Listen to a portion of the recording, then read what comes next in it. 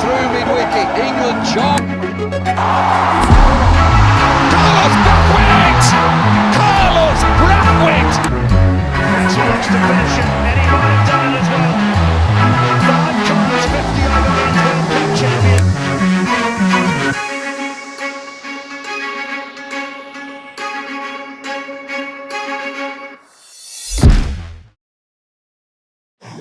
What the fuck just happened? India actually managed to win the damn World Cup. After it's been countless years, I've lost track of how long ago it was. 2011 it was, but it actually feels like it was 30 years ago, right? Yeah, I mean, whoa, how much is that? What's the math? 13 years, 11 years since the last ICC World Cup, 17 years since the last T20 World Cup. It's been a minute. And I think it's just all the more satisfying given that we've been in so many finals ever since. So it's not like it's been this barren run of us not even getting to the finals and then falling short, because I feel like that's a lot more easy to digest than the fact that we've been in, it feels like thousands of finals, but then we've just fallen short each time, and it's so frustrating. But guess what? That run, my friend, is done. It's done. It's done for Virat. It's done for Rohit. And it's done for our very own Jamie, our man. The best of them all. Probably the sweetest victory, I think, amongst all of them. First World Cup. Senior World Cup. Senior Men's World Cup. In a way, Jamie has completed the coaching of cricket, right? Like under 19, India A also, I believe, he's won something. Yes. And now the T20s with the senior team. T20 with the senior team. Could have added the ODI one as well. It's all right. I think we needed that to get here, is what I would think. Yeah. I mean, so it's all good. We'll win that soon. It's fine. Yeah, agreed. Well, it's been a week, a couple of weeks almost since this happened. So apologies for the delay. But I think, it still deserves a mention, especially on this channel. And, let's talk about how things unfolded on that fated morning in Barbados, right? Sir. India actually finally ended up winning the toss and getting the chance to choose to bat and do what... in this case, I think that was like the obvious choice, right? I think putting some scoreboard pressure on the South African team. It was the battle of the chokers, right? Battle of two teams. Well, South Africa has a long history of it. India more recent. India is, more of a recent. I think we've also been slightly more successful. So I think the favorites in a way, right? Finals chokers versus the knockout chokers. Finals chokers versus semi-finalist chokers. I think for once we were like, okay, like if South Africa wins, it wasn't like Australia winning, right? It's not Australia, it's not Pakistan, it's not England either. So I think, South Africa, I mean, as I've alluded to previously on the show, I've made it no secret that I'm a fan of South Africa, if not India. But I think P-Dog has accepted that South Africa wouldn't have been the worst as well. So it's a win-win. Yeah. So India wins the toss and they get the bat. And Aiden Markram said he would have done the same. So it was the desired choice. No mind games were played at that point. And so how did that start? Oh boy. Marco Jansen over. So I think it's safe to say, until that point, Virat Kohli had not been in form. It had been a painful tournament. It almost felt like he wasn't lasting, sort of past the second over of every innings. It was a Glenn Maxwell in the IPL kind of tournament. Yeah, it basically was. I mean, barring that one innings, I think it was against Bangladesh where he got 30 odd. Every other innings felt painstaking. It felt very laborious. It just felt like he was doing his best to get out, and he was getting out. So success in that sense. But the finals came around, and there'd been noise and talk about how Virat was going to perform, and Rohit Sharma gave us a very assuring response saying he's waiting or he's saving that knock for the finals.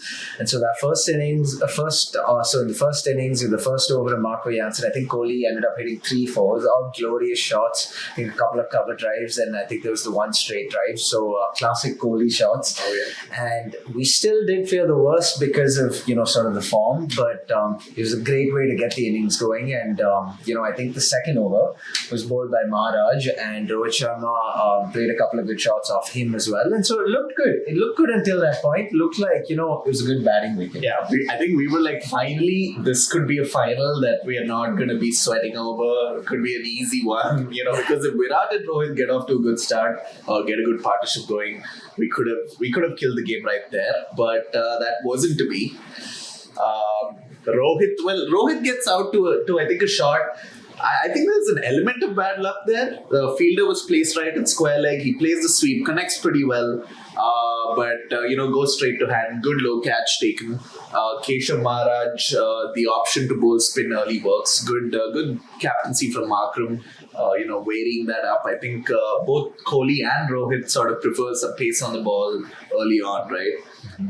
And Rishabh Pant comes in, one down. I think a spot that is probably not going to be his place, I think, going forward, if at all he's even in the T20I squad, going forward. I think there are some questions over that, but he comes in, been in decent form, right? Like through the tournament, here and there. Decent scores, I think.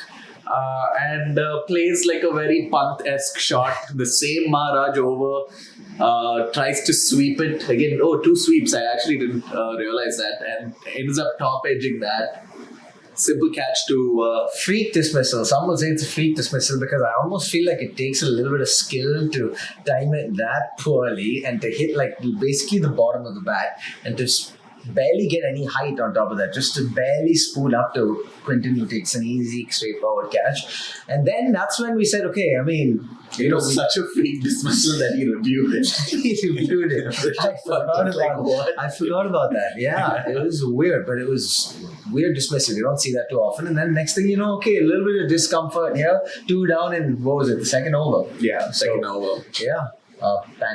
Panic stations a little bit, but pretty strong batting order, and Sky was in form, right? Sky, who did he play? He played a good knock against Afghanistan. He played a good knock against Afghanistan. He played a good knock against England as well. I think, and the US earlier in the tournament. So he's been the one who's been contributing for the most part. Yeah. To be fair. So, and he comes in and he looks good, right? Like he looks to be a player in form, and plays his patented sort of scoop shot, right? This is a ball that he probably hit to first 6, 9 out of 10 times, if not more, and it ends up going straight to fine leg. And Klaasen takes a really good catch, good diving catch there. And now you're just like, okay, this is 2023 50 over World Cup all over again. India in absolute dire straits. And it's not looking good, right? A final is not the time that you want to lose 3 wickets in the power play. We were barely 30 runs. All the momentum that we had, I think, in the first 2 overs from Virat and Rohit was all lost. And guess who walks in, right? Very surprised, I think, as he said after the match. Akshar Patel comes in at number 5. And plays a bit of a blinder, right? Yeah, he does. He played a great knock. I think to Pranav's point, nobody expected it at the time.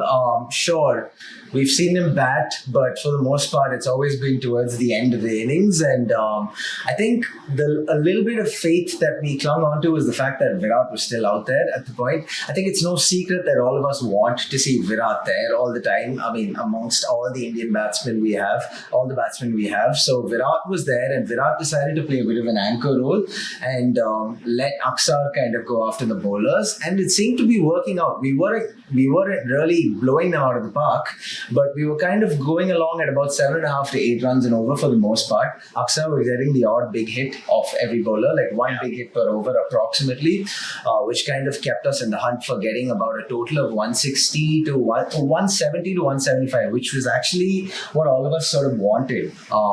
Based on all the conversations we were having, it was 170 to 175 competitive. That would be par. That would be par, but you add a little bit of finals pressure. It almost feels like an extra 10 runs. That's always how it is. So yeah. I think what over did they actually end up batting to?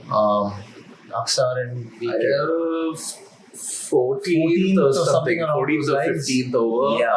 And they were going really well. Well, they were going really well. It looked comfortable. To be fair. Measured sort of. Measured setting sort the of, target. yeah, exactly. And it didn't look like we were going to lose a wicket at that point, unless it obviously came to an obvious point where we had to swing and swing hard. But then Aksar comically decides to get run out.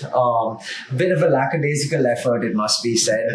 He walks down at the non-strikers. Kohli pads the ball away to the leg side, right? I don't think he connects. And Quinton de Kock picks up the ball. Aksar and him have a bit of a stare-off for a little bit. Aksar from the non-strikers and way outside the crease, maybe halfway down even, is staring at Quinton de Kock, almost challenging him to throw the ball, right? And then finally he realizes, oh shit, this guy is actually going to throw it. QDK flings the ball and with pinpoint accuracy hits the damn stumps, and Aksar Patel gets run out in the most ridiculous way, right? It was so frustrating because he was set, and sure, not a lot of us expected Aksar to be the hero of that innings, but ended up playing a very good knock in the grand scheme of things. So shout out to him for that knock. Yeah, phenomenal knock. Yeah. And then comes in Shivam Dubey, again another player who's divided opinion over the tournament, even prior to the tournament, and like once the tournament started, it was safe to say not a lot of people were a fan of that selection. But he ends up playing a very good knock as well. 27 of 16 balls. Yeah. A couple of lusty blows of I think it was Rabada, a couple of Rabada, a couple of Janssen as well. So he really kept kind of the momentum going, and at this point Virat had crossed his 50, but It's almost run a ball. it was almost a runner ball. And there's been a lot of rumblings over the last couple of years about what is the right approach. Does modern T20 cricket facilitate the need for somebody to kind of be that facilitator for other people? Or is it a game now where everyone is kind of expected to go gung-ho? Because eventually it's one of those result-driven analyses where you're like, okay, if you lose, this was not needed. If you win, it's genius. Yeah. So but he hits a few towards the end as well, and he gets that strike rate up from what was 110 or something to about 130.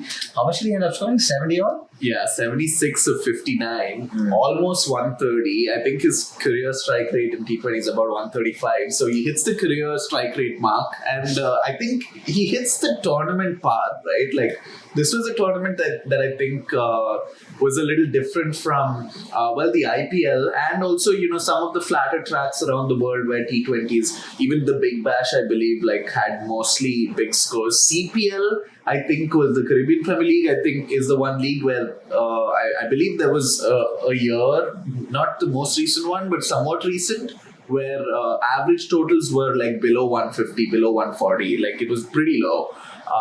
So yeah, I guess to some extent to be expected. And the point here being that I think Virat in some ways absolved himself a little bit, because he was gonna get his head chopped off after if it was knowing Indian Twitter especially. Oof. Yeah, it was going to be bad. And I think we were talking about that as well, like, after everything that he's done. And yet, I think, though we got to the score that seemed somewhat par 176, right? It still seemed, Hardik came in ahead of 4 as well. Got to give him his props. He's been great throughout the tournament, right? And this is Hardik going through a lot of hardship and everything. But it still felt like if we were short of runs on this one, like, Kohli could still face the brunt of the media and the fans. Not me. I'm a Kohli fan. But 176 was a good target, right? Like, very competitive for the final. Very competitive for the final. We weren't extremely bullish, but we knew we had a chance. And it's crazy. And a large part of it, honestly, was because of the fact that we had complete trust in Bumrah. It's as simple as that sometimes. Very simplistic way of thinking about it. But Bumrah's 4 overs until this point had been an absolute treasure.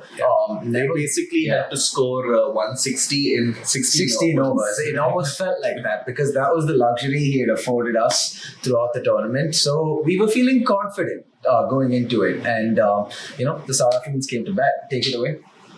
Yeah, so South Africans came to bat, and like clockwork, Bumrah delivered in his first over. Arshdeep bowled a good first one, right? Like, I think he bowled a pretty good first one. Bumrah came in the second one. and cleaned up Riza Hendricks with maybe the ball of the tournament. Absolute Jaffa. What a ball. Absolute Jaffa. It was a perfect sequence in a way. Like the analysis through the commentary also was was really good, because the previous ball was to Quinton de Kock, and he bowls almost an identical ball that he got Riza Hendricks out on, who's a right-hander, to Quinton de Kock, who's a left-hander, just the ball before that, and it sort of hits his pads or just goes very close to the pads, and Rishabh Pant fumbles it, and that's how they exchange strike. And this was Bumrah calibrating the swing on the pitch and feeling out the conditions, and he realizes that nip could give the right-handers some trouble, and he bowls an almost identical delivery closer to the stumps. Unplayable. Literally unplayable. I think even now Riza Hendricks probably doesn't know what happened. Probably gets a nightmare. It's the second best ball I think Bumrah has bowled all year or in the last 6 to 1 year, barring that Ollie Pope dismissal in the test match. Chef's kiss, but I don't want to go there. Let's stick to this. Yeah. But absolutely incredible ball. Really set the pulses going. Yeah. That was the start that we needed. Probably not the batsman that we wanted. QDK was definitely the prized head, right? And we were talking about getting QDK out early, getting Klaasen out early, and Miller, right? Like, these are the three key batsmen. Yeah, I didn't even, you said the prized head. Prized head. And it's so funny because QDK actually goes on to play a reasonably good knock, not an explosive one, but I was getting flashbacks of a certain other left-handed menace that seems to always perform against us in general, but also most painfully in another final that we won't talk about.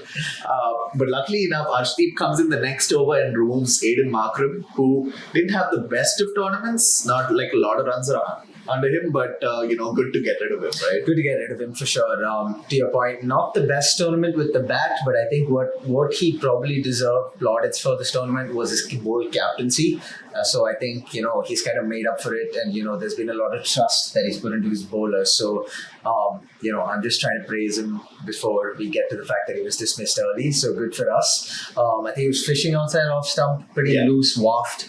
At this point, again, we kind of feared their middle order because they've kind of been the biggest strengths in the tournament. And so at this point, Quinton de Kock was still at the crease. And then enters Tristan Stubbs, very, very talented batsman, as we saw this year's IPL edition, capable of taking the game away very quickly. And so, he enters the crease, and then he adds a little bit of impetus to the innings, playing some very bold shots, transferring the pressure back onto our bowlers. Wasn't panic stations yet, but at the same time, they were starting to put together a little bit of a partnership, which was just giving us something to think about. Some audacious shots, and it looked like signs were definitely getting ominous. Yeah. Tristan Stubbs made his way to, what was it? 31 of 21. Just sort of get going. Got going just at that point. Started to get going. Fear factor was definitely there. And then he decides to ramp up the audacity factor. And, Aksar bowls a flatter ball. Tristan chooses to completely expose the stumps and try to sort of paddle that shot over... not short third for him. It would be a short fine leg. Short fine, and completely exposes his stumps, and in the process loses his stumps. Very audacious shot, but we'll take it. And then so that put the match back in a bit of a 50-50 situation. What was the score at the time when they lost their third wicket? What was it? 106 for 4. So 70 for 3 when Tristan was dismissed. Yeah. Oh, right. So Tristan was dismissed at 70 for 3, so they needed about 100 at that point. But then was what we truly feared. Henrik Klaasen enters the crease, arguably the most destructive batsman. Yeah. What happened from there? Yeah, and I think at this point, even QDK played a bit of a Virat Kohli kind of innings, right? And he was also going off at about run a ball. They both hit some boundaries at this point, and it's looking like the worst combination for India possible at the crease. Like, if both of them stick around, that total was not only going to be chased down, probably going to look small at the very end of it. But India does come back and get Quinton de Kock in a somewhat, rub of the green kind of going their way sort of manner. And it was basically, he hits Arshdeep Singh for a 4 down at fine leg. I believe we had short fine at that point. And, he sort of has this sort of paddle pull shot of his back leg, and it goes straight for 4 over there. And the next ball, they put, fine leg back, set it deep fine leg, and QDK gives 0 shits about that and plays the exact same shot, and the ball goes exactly to Kuldeep Yadav. Didn't have to move an inch. Didn't move an inch. Took a good catch, but that went straight into his hands, right? And QDK actually, kind of gave us the impetus at that point. He did give us that wicket. So you could argue it was slightly fortuitous, but having said that, given that we had just stationed the fielder there, it was definitely a bit of a bold move for him to try pulling off the same shot. And luckily for us, it paid off. So with not too much damage done to us in the process. So we dismissed QDK, and at this point, we kind of felt as fans, this was probably their last truly promising partnership, because David Miller's played an incredible number of innings over the years for South Africa and in the IPL. So the match was definitely not done, but you kind of felt the momentum was with us at that point, just because we kind of slowed things down and Klaasen hadn't really got going yet. And then Miller comes around, nurdles the ball around a bit, and then comes, I think it was Kuldeep's last over. Yeah, 14th over. 14th last over, where Klaasen took him to town, and how. And I think at this point, they needed about a 70 odd of 42 balls. Yeah, 70, 42. Exactly. Kuldeep comes in and they shave off, I think, about 20 runs off of that. 16 or? Yeah, I think. Yeah, 16. I think a little less than the Aksar over, which followed. They took 16 off Kuldeep. 16 off Kuldeep, and then Aksar followed with the next over, which was the 15th. And it's still a good, at least a reasonable sort of equation where it feels like the game was even, right? I think it was still not, in India's favor, but it was even. And Aksar bowls a 24-run over at that point. Henrik Klaasen absolutely demolished his bowling. He looked clueless. He bowled slightly short, he was getting whacked. He pitched it up, he was getting whacked. And this was Aksar, who has been in form and been bowling really well throughout the tournament. So it felt like things were slipping away once again. And at this point in time, after that over, the equation was 30 of 30. 30 of 30. At this point, we were left lamenting how our spinners had been so freaking good the whole tournament. And then when it came to the freaking final step, they decided to have an absolute stinker. To be fair to Aksar, it was one of those days where, anything Klaasen tried, it looked like it was going to pay off. Some of those shots were incredible. Yeah. He didn't know what to do up to Pranav's point. He bowled full, he was hitting him over cover. He bowled those shorter, flatter ones. It felt like Klaasen had more time than any other batsman to just kind of step onto the back foot and just casually deposit him out of the ground over long gone. Those are audacious shots. Yeah. So, fair play to Klaasen begrudgingly at the time. And so 30 of 30, in any T20 cricket or even ODI cricket or whatever format you talk about, that's easy peasy. But, I suppose add a little bit of pressure, to the fact that it's a final, and also the fact that this is a team that's notoriously famous for choking on the big stage. And we had two overs of our best bowler. And so, at that point, we were saying, okay, 30 of 30. Assuming Bumrah has 2 overs, let's say that's about 12 runs max. So then we were saying, okay, 18 of 3 still favors South Africa tremendously, but never say never. Take it away. Yeah, I think at this point, to be fair, I think we had resigned in a way. It's okay, well played South Africa. I think Ian Bishop at this point says, I think what will be a famous line going forward, the Rainbow Nation finally gets its pot of gold. An absolute peach from Ian Bishop. And I think most of us had resigned. And Rohit, I think, realized that it was panic stations. Oh wait, actually before that, it was Bumrah. Bumrah 1 over. Yeah, no, but even before that, 30 of 30, both our key spinners had been hammered, and the experience of India being in crunch situations, I think all of these years and coming out on the wrong side paid off a little bit, because I think this was a team that kind of had a sense for the momentum shifts of the game. And, I believe there was a message from the dressing room, but Rishabh Pant, takes a knee.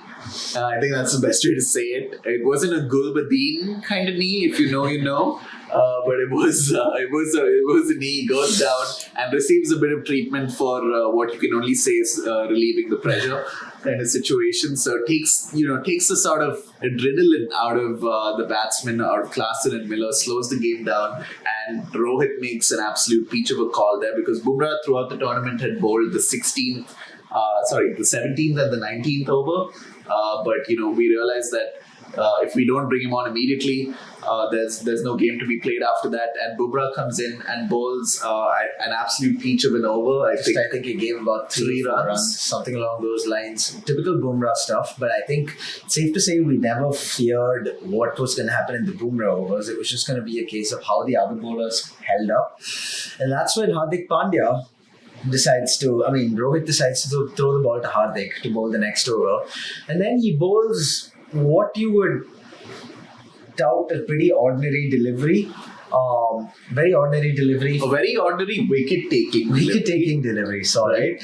It's a good slow outside off. Very slow outside off. Actually, I take that back. It's actually a good it's a good wicket-taking option in T20 cricket, because you have batsmen these days basically throwing their bats at anything, because there's a lot more trust in the fact that these edges will sail through the boundaries. And so India basically tried a lot at that point against Klaasen, and whenever they were bowling it in and around the stumps, it was getting hit out of the ground. So they said, why don't we change things up a little bit? So he bowls a full outside off stump ball. Klaasen goes chasing, and luckily for us, he nicks it to Pant. There was not a big celebration, and no big celebrations at this point, because we acknowledged the fact that it was still in their hands, despite the fact that we had gotten the big fish. Miller was still at the crease, and they had a couple of decent all-rounders who were more than capable of wielding the bat. Absolutely. Both Jansen and Keshav Maharaj, I think, are known to be able to bat reasonably well. Jansen definitely hit a few good ones as well. Oh, yeah. Won the match. Oh, right. Yeah. Jansen came in form as well. And I think at this point, so it was Bumrah about 3 or 4 runs, Hardik also about 3 or 4 runs, right? So it was 3 overs to go and about 22 runs left. Yeah. And we have another Bumrah over. And at this point, you're sort of thinking, it's going to be, we just need to have enough runs to defend the other two. And Bumrah bowls an absolute peach to Marco Jansen. Oh my god.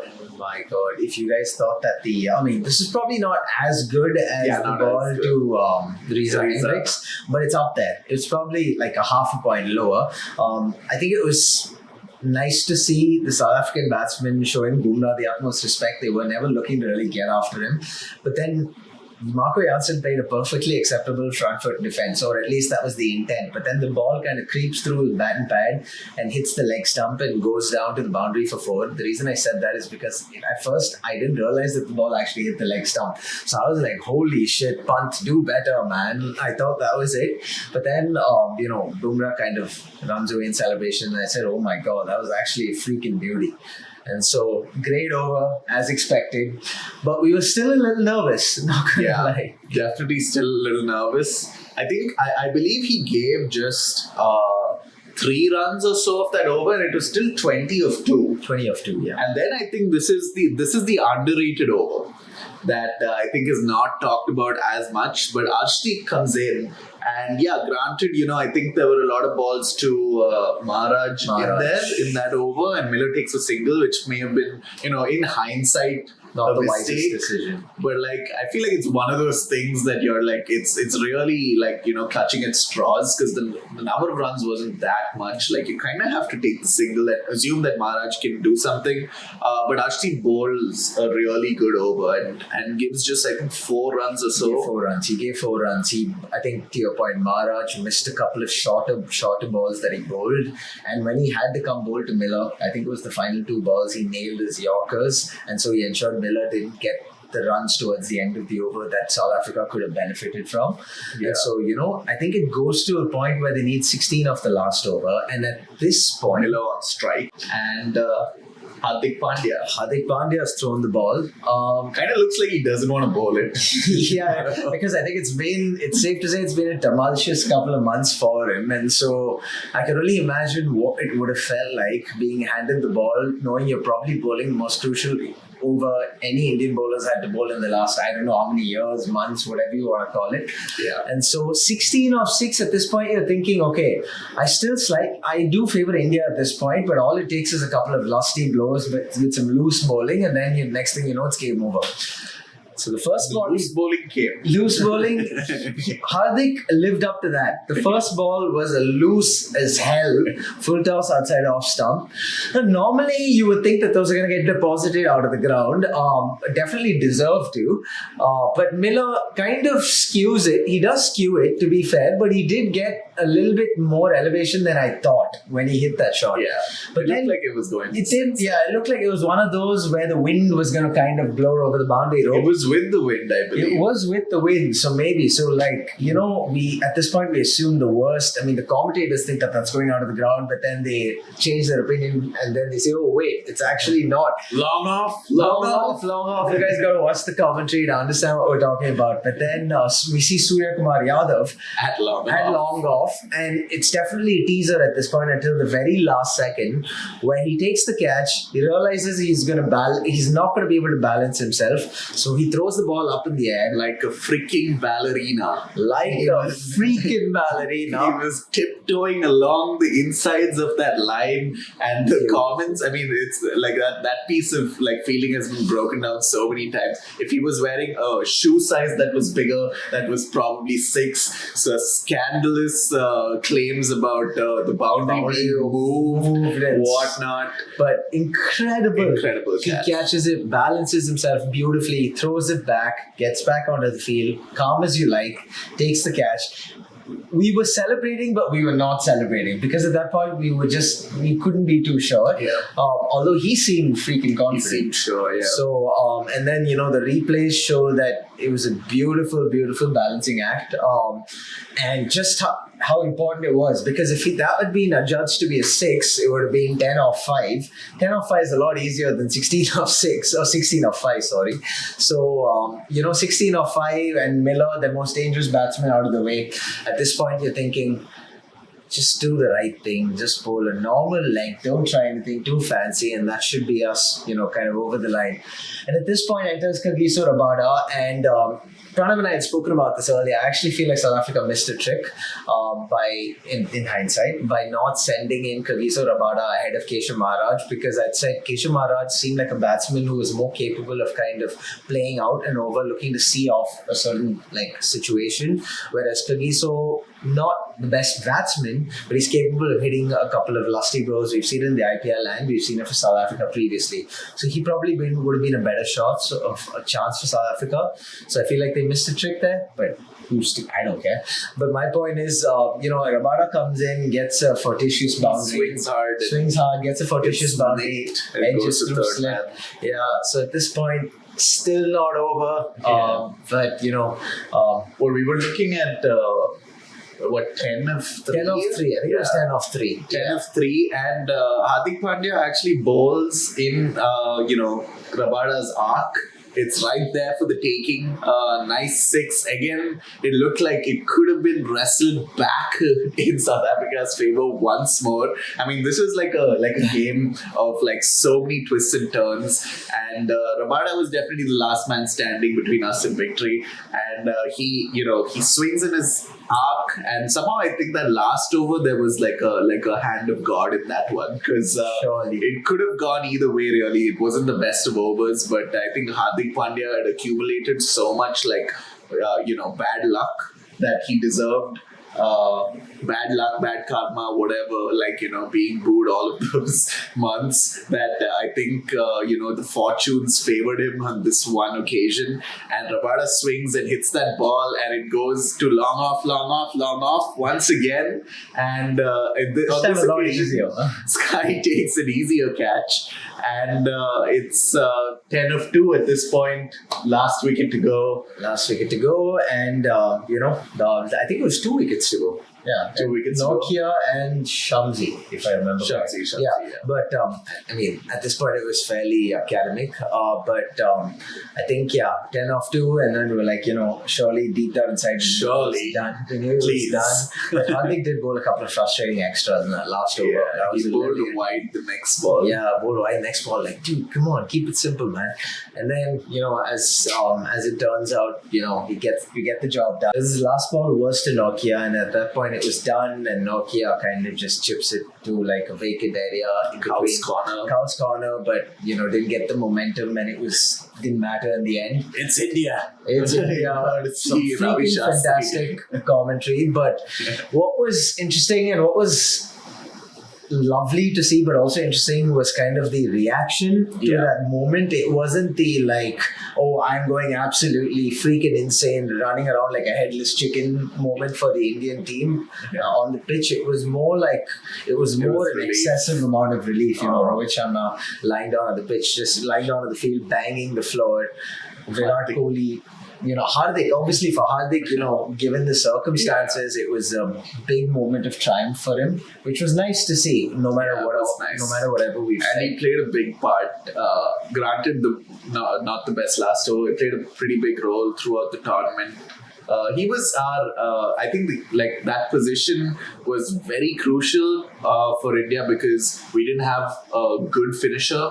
And Jadeja didn't have the best of tournaments, and I think to some extent, it could be expected with Jadeja, especially at that position. I think, not always the biggest pinch hitter, but Hardik really came good, and I think he provided that, and so deservedly also it was emotional. Regardless of that, it's just such a huge relief to finally get over the line. And he was almost inconsolable, right? Everybody ran up to him. People were like, dude, chill. We won. And he was just bawling his eyes out. And it started to become, I guess, the youngsters, the contrast between, the old guard who had been through the journey of fruitless tournaments for such a long time. Virat having won, the World Cup in 2011, Rohit having won the T20 World Cup and missing out on the 50 over World Cup in 2007. Long time for him to see the trophy again. Absolutely. And so it was just a relief all around. And then eventually, I think it occurred to them, that they'd finally gotten over the hump.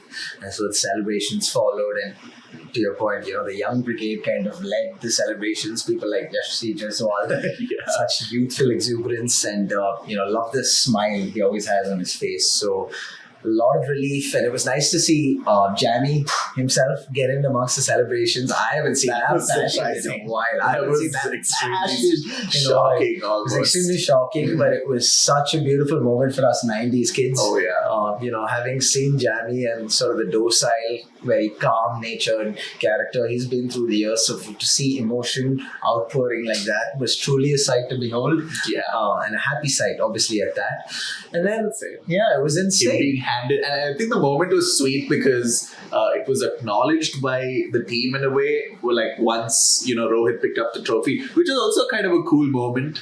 Until it was ruined for me a little bit because Kuldeep Yadav was was the orchestrator. Like he actually gave him a move to do, and Rohit, did it with a lot of finesse. You'd have to say, but a little flair would be happy with that one. Oh yeah, I wish he went woo at the end of it. You That should would have have done been that. fun. You should have done that. But yeah, he does a little running man almost to lift up the trophy, and that was somewhat lackluster. I felt like it didn't hit the moment, even though it was so momentous. But what followed was beautiful. Was Virat Kohli, who took the trophy and ended up calling Rahul Dravid, who was on the side, not really looking for the spotlight, but sort of ushered him to the center. Gave him the trophy, and I was like, okay, Dravid's gonna just pick it up neatly and be I don't know what to do with the trophy. This one's for you. Yeah, but he lifts it up with the most emotion I've ever seen from him, like in the entire career. Like I guess like when he scored like 100 in Adelaide or something, all of those years ago, in that famous 200 match. yeah. That time you saw him punch the air. That time you saw him punch the air. Or like on these, like the other times I saw him show emotion were like the Pepsi ads and stupid stuff like that. Yeah. Or like the Cred ads. Cred. Indanagar ka gunda hu main.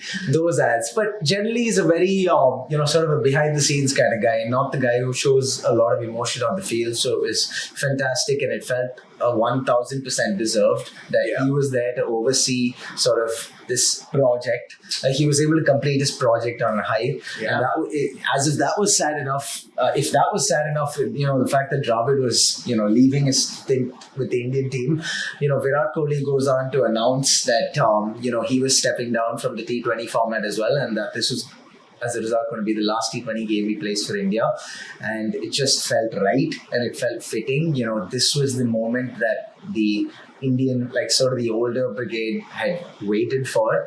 And now that this moment had passed, and now that this moment had finally, been reached, I guess, It's the passing of a baton. Passing of the baton to the younger brigade, saying, now is your time to shine, and this is the way you're going to get sort of bedded into the new format, and now is your time to shine on the big stage.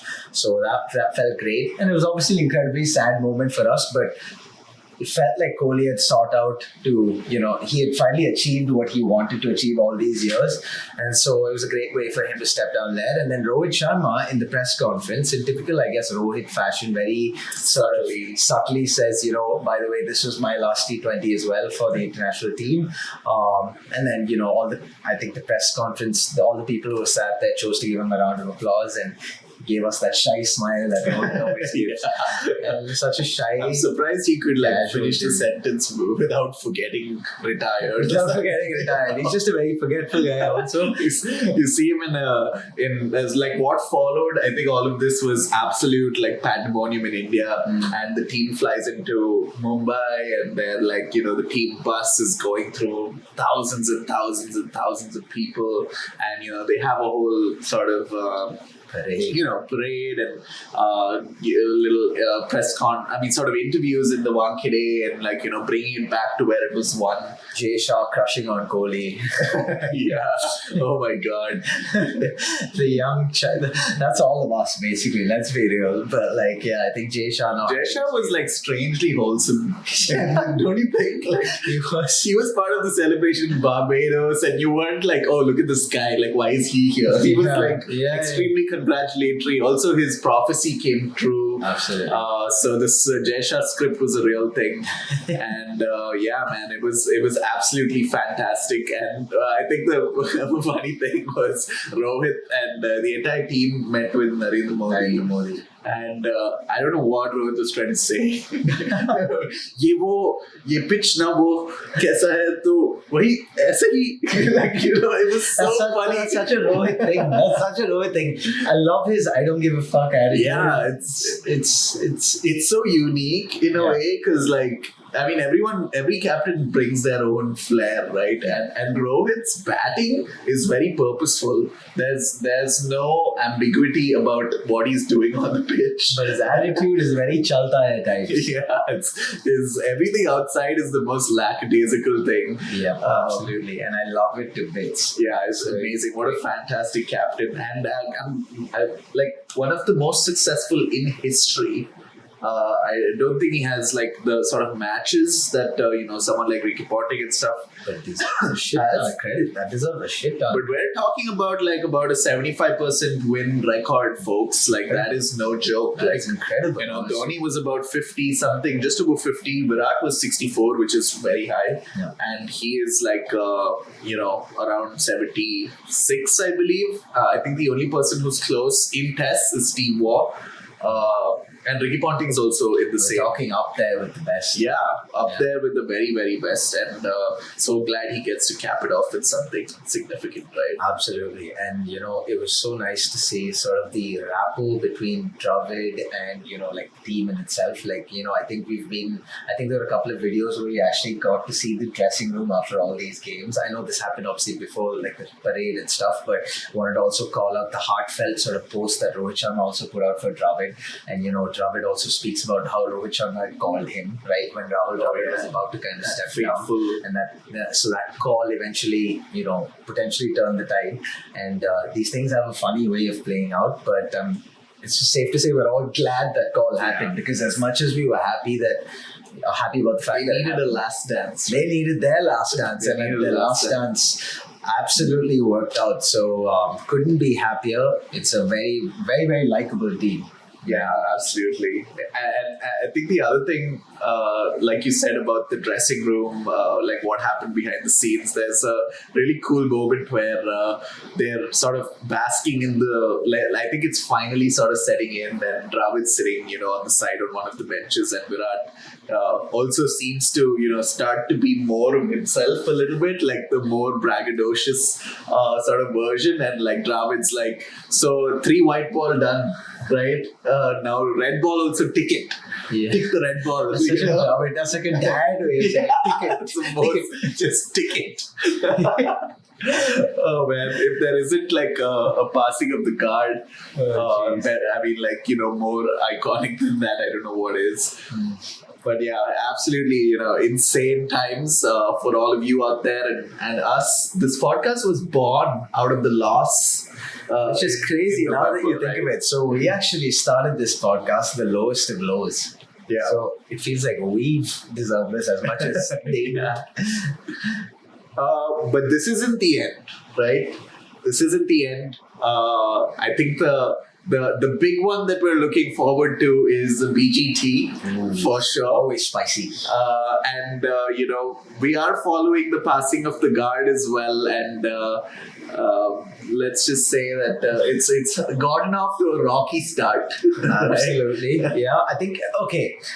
Let's be clear. This is the India C team, okay? The India C team. But now it's probably more like B, right? Now it's more like a B. Yeah, C, B. Let's use it as per convenience, okay? Okay. But to be fair, we have to give a shout out to the Zimbabwe team, no? Yeah. Like, very, very well played. We understand where these teams come from and the resources they have. So even though it's an India C or B team, whatever way you want to put it, it's a great day. It was a great day for Zimbabwe cricket. This is India's tour of Zimbabwe right now. They've just, how many T20s is it? Three T20s or 5 total? 5 total. So 3 are played so far. So they won the first, Zimbabwe won the first T20 in great win for them. Yeah. India have obviously rebounded comfortably in the second and third. With the staff from the IPL. With the staff from the IPL himself, Abhishek Sharma. Man, that innings is insane though. Second T20, you got to watch that.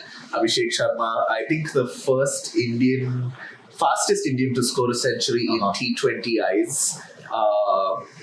And he was bowled for a duck in the first innings.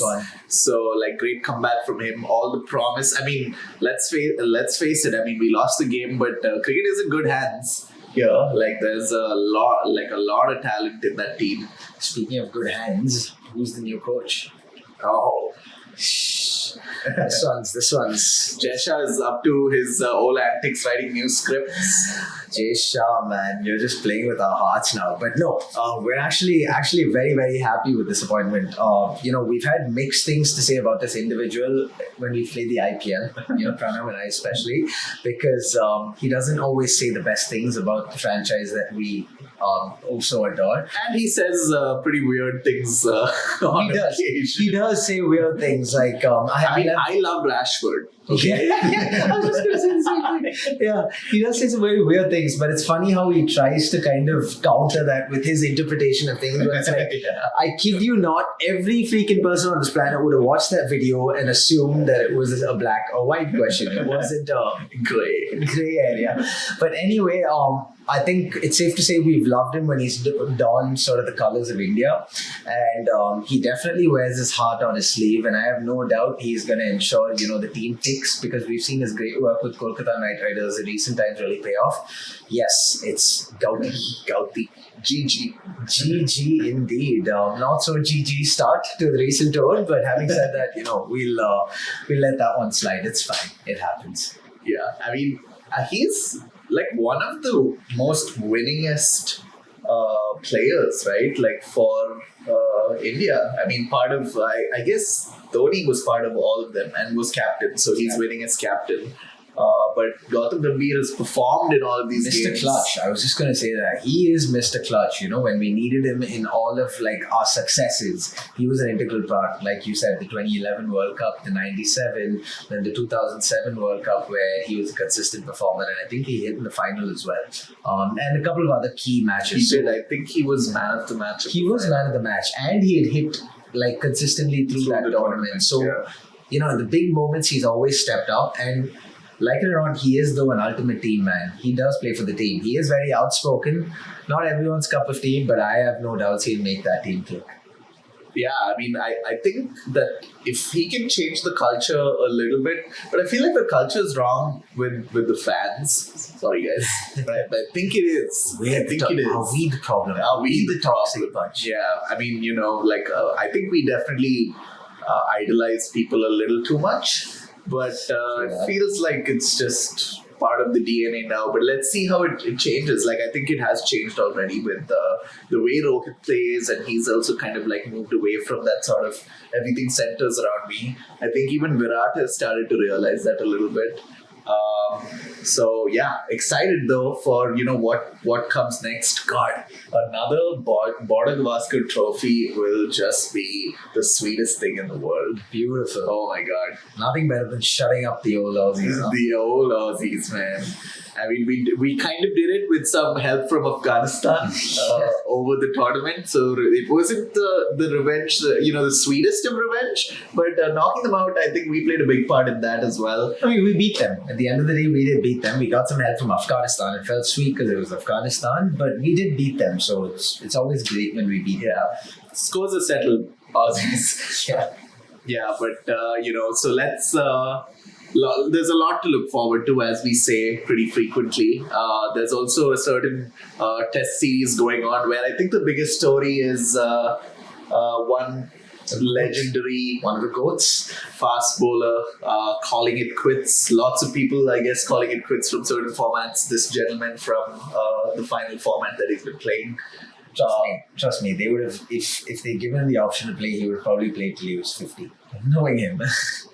Probably seems fit enough. They don't have, they have some good bowlers, but No one quite like Jimmy. no one quite like Jimmy. Maybe the next episode is going to be about him. Huh? Maybe not revealing my cards just yet. We'll keep you guessing on that one, but you know where to catch your cricketing action. And I guess you want to sign off with anything? No, it's been a pleasure. It's been a pleasure to do these episodes and actually watch the World Cup. It was actually nice to see close games and not like the ridiculous 230, 240 games you were seeing. No hundreds. No in hundreds. this Oh yeah, entire tournament. I didn't even realize that. It wasn't as bad as. I loved it. I love the fact that we saw cricket in the US as well. That was great for the game. Pitches probably weren't the best, but this is hopefully the start of what's a long journey to come as far as sort of getting cricket into mainstream is concerned. So and we won. So what's not there to like? If you're a true cricket fan, you will watch the European Cricket World Cup. there's a World Cup happening in Europe. That's insane. I didn't even know that was happening. But I'm rooting for but it doesn't have England. So who would Thank you root God. for? Thank God. I think Belgium deserves a trophy. Name 3 Belgians. They've been ranked 3 in football for I don't know how long. I feel bad, yeah. Maybe you could just say the golden generation for Belgium never won anything, so let them win cricket. Let them win cricket. I like that's gonna appease them. You got some Belgian fans here. If there's anyone in Belgium watching, come on, make us big. Make us big in Belgium. Tails and Tails goes to Belgium. That'd be could be a home country. Okay, I think we're rambling. Yeah. All right, guys. Well, stay safe and take care and look out for new content from us. We'll see you on YouTube. All right, peace.